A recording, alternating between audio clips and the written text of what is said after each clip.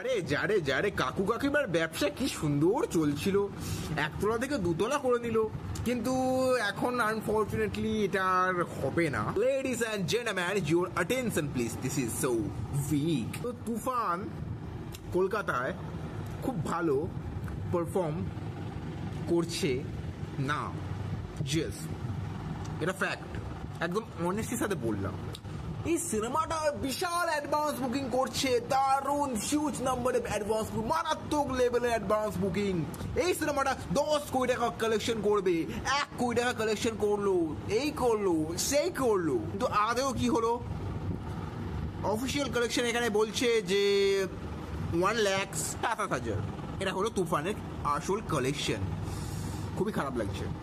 As a film এটা কিন্তু খুবই ভালো সিনেমা, এটাকে কখনো খারাপ বলতে পারবো না, কিন্তু অডিয়েন্স তারা যদি দেখতে না চায়, আমাদের এখানে অডিয়েন্সের কোনো দোষ নেই, তারা একটা মাল্টিপ্লেক্সের অডিয়েন্স, তারা বাংলা সুপারস্টার যারা রয়েছে তাদের সিনেমাও খুব একটা দেখতে যায় না। আর তুফান তো কোন চার, এদের যে একটা দারুণ বিজনেস চলছিল সেটা আস্তে আস্তে বন্ধ হবে। এবার আস্তে আস্তে সবকিছু শেষ হবে না, আস্তে আস্তে বন্ধ হবে এটা বলা ভুল হচ্ছে। আবার তো আমাদের সাকিব স্যারের দরদ আসছে, আরো অনেক বাংলা সিনেমা আসছে, মানে এরা পাট চাটতে না দারুণ পারে। এবার পাটটা কিরকম চাটে দেখবেন, শুধু লুটবে এরা, ঠিক চিন্তা নেই। তো আমাদের যে কাকু কাকিমা রয়েছে তারা এটা বলবে এই দিন দরদের ট্রেলার আসবে। এবার যখন দিনটা আসছে তখন ফ্যানরা ওয়েট করছে যে এই দিনে আসছে বলেছে, তাদের সেন্টিমেন্ট তো হার্ট হবে।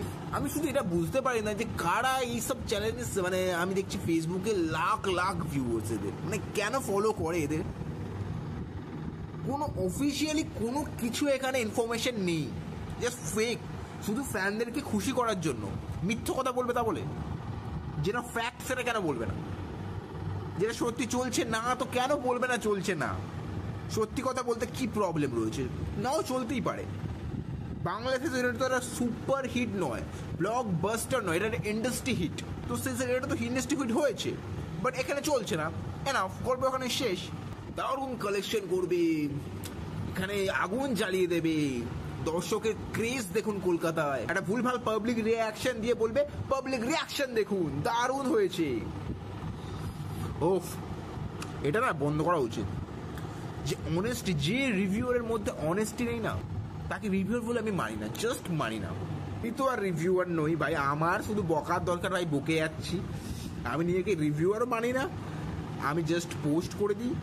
তো ইয়া, এনাফ।